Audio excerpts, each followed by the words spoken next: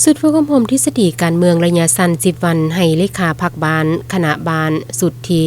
28และสุดเฮียนทฤษฎีการเมืองระบบสั้นต้นสุดที่8ของแขวงบุรีคำไซในวันที่21ตุลา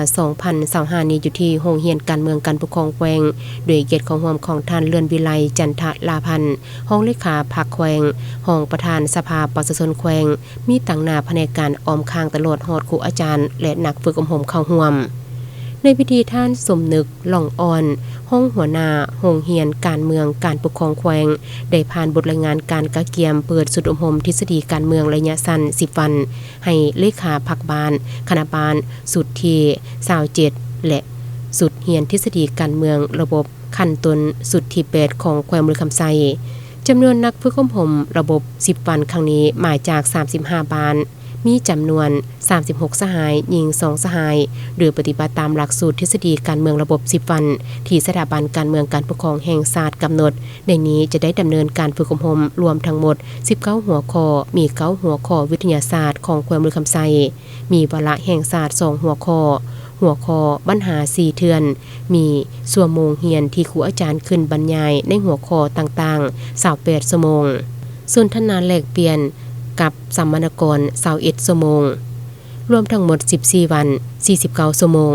เพื่อเห็นให้ผู้เข้าร่วมฝึกอบรมสามารถกำได้ความรู้พื้นฐานทางด้านทฤษฎีและพฤติกรรมตัวจริง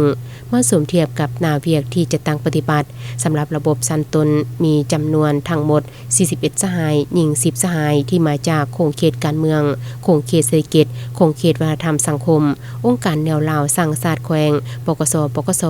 ศาลประชาชนแผนกนิติธรรมองค์การอัยการประชาชนแขวงสภาประชาชนแขวงห้องหมอแขวงโรงเรียนมส.ปากเงียบธนาคารการค้าต่างประเทศลาวธนาคารนโยบายโรงเรียนตีพิเศษโรงเรียนสืบข่าวและบัดดาเมือง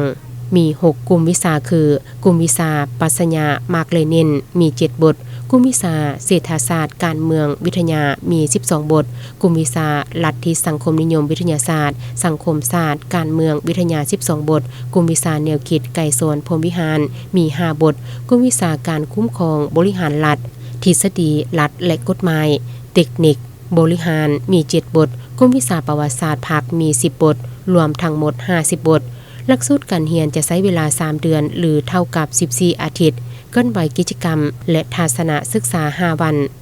เรียนตัวจริง60วันเท่ากับ420ชั่วโมงรวมเวลาสอบสิ่งและเขียนบทประเมินความรู้จบขั้น